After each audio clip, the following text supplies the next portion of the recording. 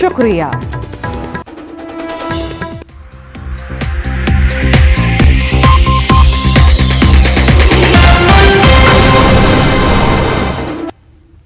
नमस्कार, बहुत स्वागत है आपका सुपर फास्ट छत्तीसगढ़ आप देख रहे हैं। मैं हूं आपके साथ ऋतु ज्ञानवानी। छत्तीसगढ़ विधानसभा चुनाव से पहले एक बार फिर से चेहरे की सियासत शुरू हो चुकी है। खाद्य मंत्री अमरजीत भगत ने बीजेपी पर तंज कसा। उन्होंने कहा कि कांग्रेस सीएम भूपेश बघेल के चेहरे पर विधानसभा चुनाव लड़ेगी, लेकिन बीजेपी का चेहरा कौन है। इसी के साथ ही उन्होंने कहा कि बीजेपी में इस समय पॉलिटिकल क्राइसिस है, इसीलिए पार्टी बार बार प्रभारी बदल रही है। तो वहीं मंत्री के बयान पर बीजेपी ने पलटवार किया। बीजेपी प्रदेश अध्यक्ष अरुण साव ने कहा कि पार्टी तय करेगी कि कौन मुख्यमंत्री का चेहरा होगा। कांग्रेस को इसकी चिंता करने की जरूरत नहीं है।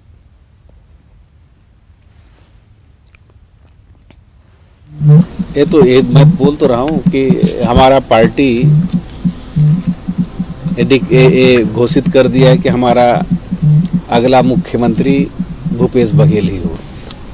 घोषित नहीं कर पा रहे हैं, तो ये इनका पॉलिटिक्स में, राजनीति में क्राइसिस है कि किसी का नाम नहीं तय कर पा रहे हैं। देखिए, मैं आपसे कह सकता हूं कि मुख्यमंत्री कौन होगा चुनाव के परिणाम के बाद तुरंत तय हो जाएगा, उसकी चिंता करने की किसी को जरूरत नहीं है। देखिए, मैं आपसे कह सकता हूं कि मुख्यमंत्री कौन होगा चुनाव के परिणाम के बाद तुरंत तय हो जाएगा, उसकी चिंता करने की किसी को जरूरत नहीं है। मिशन 2023 को ध्यान में रखते हुए कांग्रेस ने अपनी तैयारियां शुरू कर दी हैं और इसी के मद्देनजर दुर्ग ग्रामीण विधानसभा में कांग्रेस कार्यकर्ता सम्मेलन का आयोजन किया गया। आयोजन में दुर्ग ग्रामीण विधानसभा के विधायक और प्रदेश के गृह मंत्री ताम्रध्वज साहू भी शामिल हुए, जहां उन्होंने मिशन 2023 के लिए कार्यकर्ताओं को पूरी तरह से तैयार होने की अपील की। इस अवसर पर उन्होंने कार्यकर्ताओं को पूरी तरह से एकजुट होने के साथ साथ प्रदेश शासन की योजनाएं जनता तक पहुंचाने का निर्देश भी दिया। यहाँ सभी पदाधिकारी कार्यकर्ता काफ़ी जागरूक हैं और हर चीज़ की उनको जानकारी है। पिछले 15 वर्षों का अनुभव है उनको। बीजेपी शासनकाल में अधिकारियों का रवैया, मंत्री नेताओं का रवैया, सरकार का रवैया, विकास काम की चीज़ें, सभी चीज़ जानकारी है। और इसलिए वर्तमान में हमारे मुख्यमंत्री माननीय भूपेश बघेल जी के द्वारा जितनी योजनाएं क्रियान्वित की गई हैं, न केवल घोषणा पत्र का अपितु उससे आगे बढ़कर और अनेक नई योजनाएं, उसका अच्छा असर गांव की जनता में, किसान में, मजदूरों में। मिशन 2023 को लेकर बीजेपी की बैठकें लगातार जारी है। राजनांदगांव में भारतीय जनता पार्टी के पदाधिकारी बैठक के दूसरे दिन प्रदेश प्रभारी ओम माथुर, सह प्रभारी नितिन नवीन, क्षेत्रीय संगठन महामंत्री अजय जामवाल, बीजेपी प्रदेश अध्यक्ष अरुण साव, पूर्व सीएम रमन सिंह समेत पार्टी के सभी बड़े नेता शामिल हुए। प्रदेश अध्यक्ष अरुण साव ने राज्य सरकार पर निशाना साधा। उन्होंने कहा कि आगामी विधानसभा चुनाव में भाजपा को बहुमत मिलेगी। भूपेश बघेल सरकार पर निशाना साधते हुए अरुण साव ने कहा कि गंगा जल हाथ में लेकर कसम खाने वाली सरकार ने एक भी वादा पूरा नहीं किया, जिसका खामियाजा उन्हें 2023 के चुनाव में भुगतना पड़ेगा। पार्टी के प्रदेश पदाधिकारियों की 2 दिवसीय बैठक चल रही है। इस बैठक में हमने आगामी कार्यक्रमों की योजना रचना और अब तक के अभियान की समीक्षा की है। आने वाले समय में हम छत्तीसगढ़ बचाओ कांग्रेस हटाओ अभियान को और तेज करेंगे।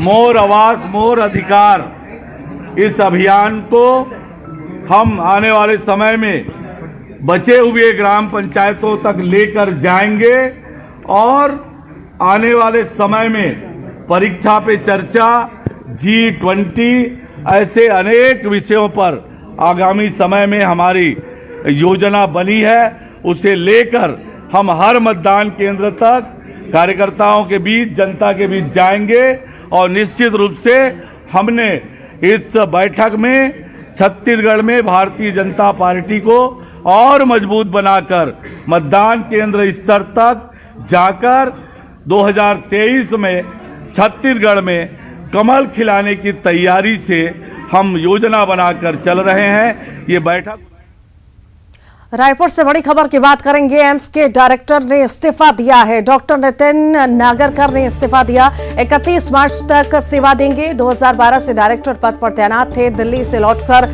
इस्तीफा दिया है। न्यूज 18 से बातचीत में कही है फ्यूचर प्लानिंग की बात।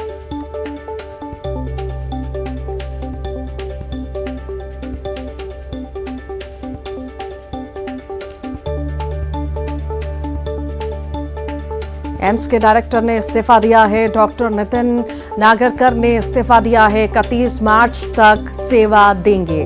ज्यादा जानकारी के लिए डिप्टी एडिटर अभिषेक शुक्ल हमारे साथ जुड़ गए हैं। अभिषेक, एम्स के डायरेक्टर ने इस्तीफा दिया है, क्या कुछ खास वजह?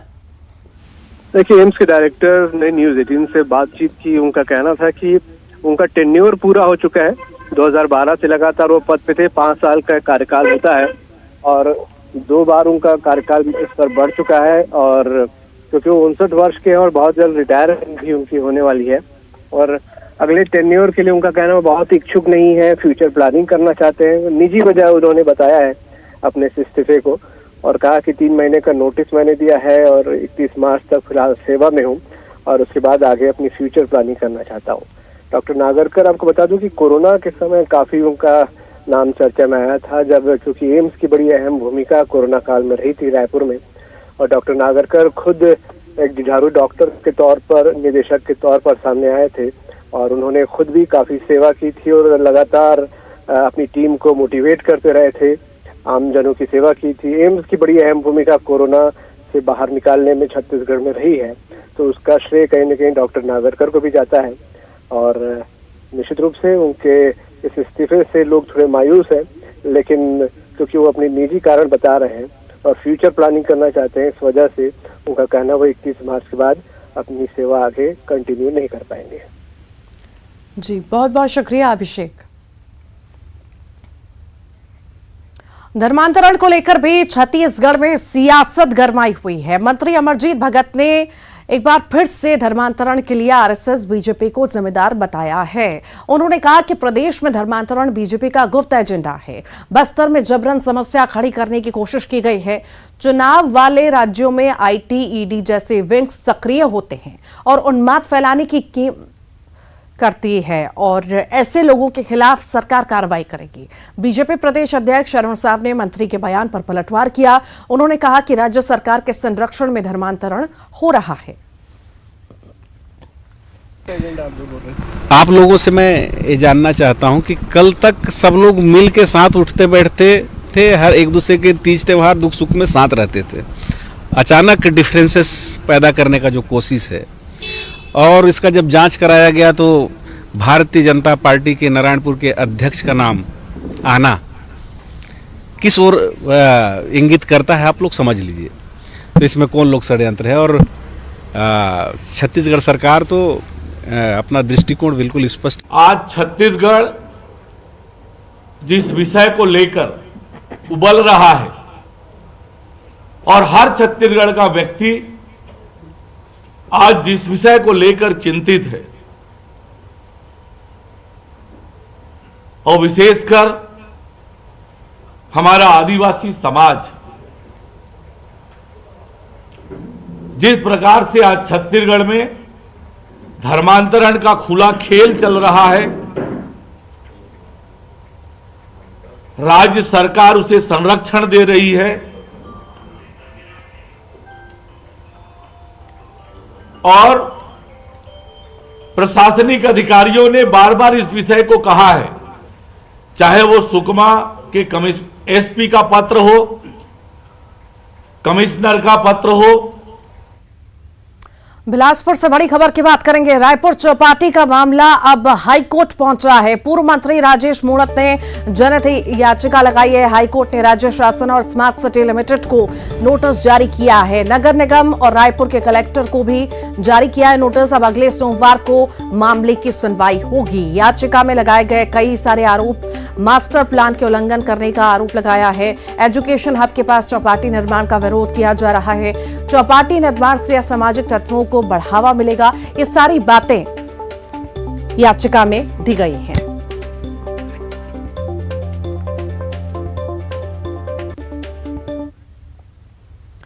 अपनी मांगों को लेकर सर्व विभागीय संविदा कर्मचारियों ने 16 जनवरी से आंदोलन पर जाने का ऐलान कर दिया है। जहां वे 16 से 20 जनवरी तक जिला मुख्यालयों में धरना देंगे, तो वहीं सर्व विभागीय संविदा कर्मचारी संघ के कार्यकारी अध्यक्ष हेमंत सिन्हा ने चेतावनी देते हुए कहा कि अगर 26 जनवरी तक उनकी मांगें पूरी नहीं हुई तो 30 जनवरी से 45,000 से अधिक कर्मचारी एक साथ अनिश्चितकालीन आंदोलन पर जाने की तैयारी कर रहे हैं। सरकार के द्वारा घोषणा पत्र में संविदा कर्मचारियों के नियमितीकरण की बात कही गई थी और शीतकालीन सत्र में कहीं ना कहीं संविदा कर्मचारी आशान्वित थे कि नियमितीकरण की घोषणा होगी, लेकिन वो घोषणा नहीं हुई है और सभी संविदा कर्मचारी 16 से 20 तारीख तक अनिश्चितकालीन आंदोलन में जाएंगे। तत्पश्चात 26 जनवरी को अगर माननीय मुख्यमंत्री जी सार्वजनिक मंच पर नियमितीकरण की घोषणा नहीं करते हैं तो 30 तारीख से सभी संविदा कर्मचारी अनिश्चितकालीन आंदोलन पर चले जाएंगे। जिस आंगनबाड़ी कार्यकर्ता और सहायिका संघ ने एक बार फिर से आंदोलन की चेतावनी दी है। कांकेर जिले के आंगनबाड़ी कार्यकर्ताओं का आरोप है कि राज्य सरकार लगातार आंगनबाड़ी कार्यकर्ताओं और सहायिका की मांगों को अनसुना कर रही है। चुनाव के पहले सरकार ने वेतन कलेक्टर दर पर किए जाने की घोषणा की थी, जिसे अब तक पूरा नहीं किया गया। जहां इन सभी मांगों को लेकर आंगनबाड़ी कार्यकर्ता कांकेर कलेक्ट्रेट पहुंचकर ज्ञापन उन्होंने सौंपा है। व्यवस्था शासन जानेगी कि क्या व्यवस्था करती है, क्योंकि हम तो अपने विभाग के अलावा अन्य विभाग का भी काम हम सभी शासन से जुड़ के करते हैं। उसके बावजूद शासन जब हमारे मांगों को अनदेखा कर रहा है तो अब नौनिहालों का जो हम संभालते थे वो शासन अब जानेगा कि क्या करना है उनका आगे। हमारी 6 सूत्रीय मांग है, जो जायज़ मांग है वो हमें शासन जल्दी से जल्दी पूरा करे ताकि हड़ताल की नौबत ही ना आए। हम यही आशा रखेंगे शासन से कि हमारी जो मुख्य मांग है, सबसे प्रथम कि हमें शासकीय कर्मचारी का दर्जा दिया जाए और जब तक ना दिया जाए तब तक हमें उनका ही घोषणा जो उन्होंने किया था कि हमें कलेक्टर दर देंगे, उन्हीं पर अमल किया जाए। दुर्ग से बड़ी खबर की बात करेंगे। भिलाई हत्याकांड मामले में 21 आरोपी गिरफ्तार हुए हैं। 21 लोगों ने मिलकर वारदात को अंजाम दिया था। भिलाई 3 थाना क्षेत्र के हाथ खोज में ये वारदात हुई थी। 2 गुटों में खूनी संघर्ष का ये मामला है। वारदात का सीसीटीवी फुटेज भी सामने आया।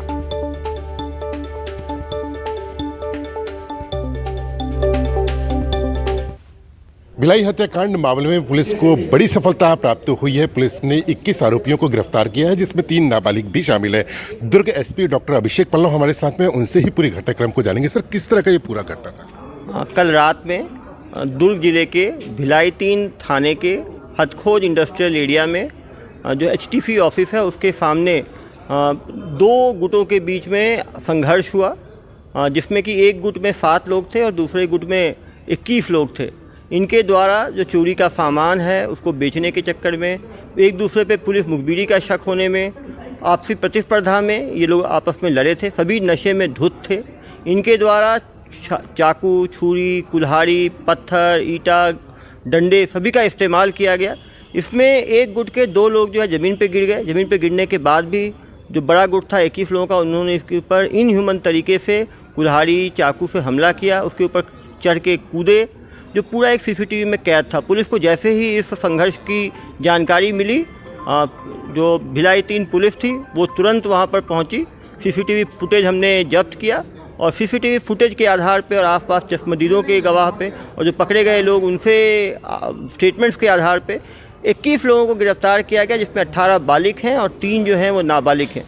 इनके खिलाफ IPC की गंभीर धारा 147, 148, 149, 302 के खिलाफ कार्रवाई की गई। घटना में युक्त चाकू, कुल्हाड़ी, पत्थर, ईंटा, खून से सने हुए कपड़े सभी जो है वो जब्त किए गए हैं। माननीय न्यायालय में इनको पेश किया जा रहा है। मेरा कबाड़ियों से भी अपील है कि वो इन कम उम्र के लोगों से चोरी का सामान ना खरीदें, अन्यथा आगे उनके खिलाफ भी गंभीर धाराओं में कार्रवाई की जाएगी। तो कुल मिलाकर इस पूरे हत्याकांड को सुलझाकर दुर्ग पुलिस ने एक बड़ी सफलता प्राप्त की है। लेकिन इस पूरे मूल वजह में यदि जाया जाए तो नशा कहीं ना कहीं सामने आया है। दुर्ग एसपी डॉक्टर अभिषेक पल्लव का कहना है कि कबाड़ी और नशे के खिलाफ भी युद्ध स्तर पर कार्य किया जाएगा, ताकि इस तरह की जो घटना है वो दोबारा घटित ना हो। न्यूज़ 18 छत्तीसगढ़ के लिए भिलाई से मिथिलेश ठाकुर। गरियाबंद से बड़ी खबर की बात करेंगे। बैगा की हत्या मामले का खुलासा हुआ है। पुलिस ने हत्या के 4 आरोपी को गिरफ्तार किया है। बेगा के पास से इलाज कराने गया था आरोपी। इलाज सफल नहीं होने पर बेगा की हत्या की थी।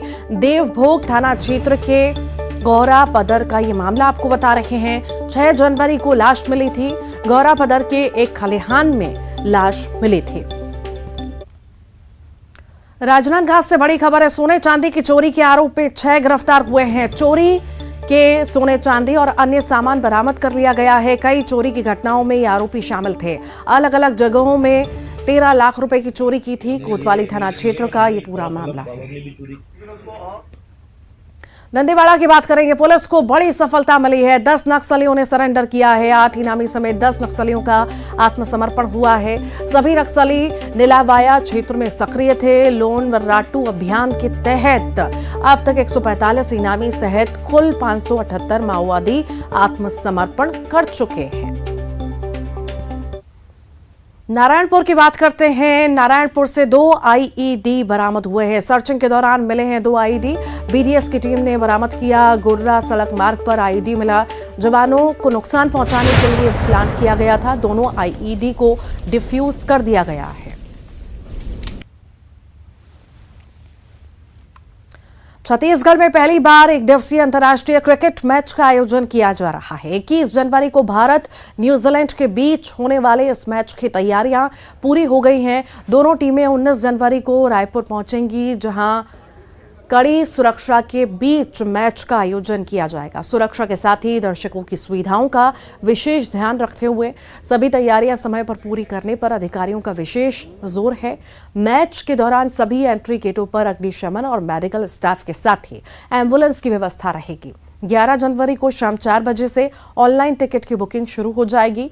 ऑनलाइन टिकट पेटीएम से भी मिलेगा, तो वहीं 3 दिनों तक टिकट बुक करने वालों को टिकट घर पहुंचाने की सेवा दी जाएगी। तो वहीं छात्रों को महज 300 रुपए में टिकट उपलब्ध होगा। कहते हैं कि खेलने की कोई उम्र नहीं होती। इस बात को चरितार्थ किया है गरियाबंद जिले की 60 साल की बुजुर्ग महिला आशोबाई ने। जी हां, राजधानी रायपुर में चल रहे छत्तीसगढ़ी ओलंपिक में बुजुर्ग महिला आशोबाई ने फुगड़ी में रिकॉर्ड बना डाला। गरियाबंद की इस बुजुर्ग महिला ने 1 घंटा 31 मिनट तक फुगड़ी की। रिकॉर्ड बनाने के बाद बुजुर्ग महिला ने कहा कि ये सब बोरे बासी का कमाल है। 60 साल के हो? हाँ। अच्छा, तो एक बार पहले जीते हो? हाँ। ओकर बाद आए हो? हाँ। तो कतका देर करे हो आप मन?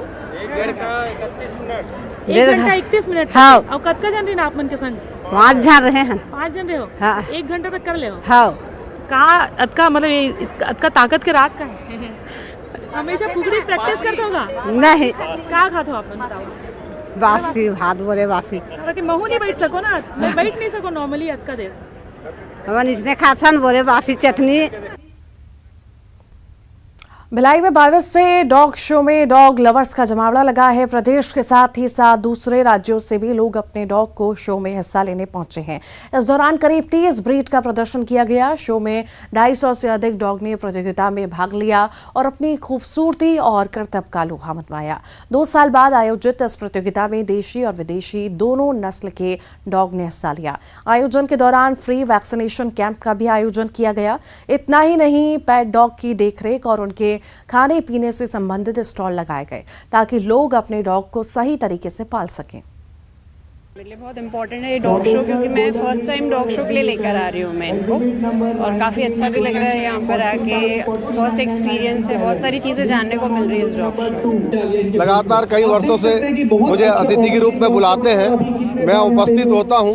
मैं देखता हूँ पूरे भारतवर्ष से लगभग हर प्रदेश से डॉग लेके आते हैं। बहुत ही लोगों में देख रहा हूँ धीरे धीरे डॉग के प्रति बहुत ज़्यादा उत्साह और बहुत ज़्यादा एक उनके प्रति रुझान बढ़ते जा रहा है। मैं कर रहा लोग मतलब एक से एक डॉग प्रदर्शन कर रहे हैं। लोग भी एकदम बहुत इससे आकर्षित होकर पूरे बहुत ज़्यादा संख्या में भीड़ लगा के रखे हुए हैं और इनकी संख्या बढ़ते ही जा रही है और बहुत ही सराहनीय कार्य है। ये होते रहने से भिलाई में सभी वर्ग के लोग आ रहे हैं। और आइए अब देखेंगे 25 सेकंड में खबर।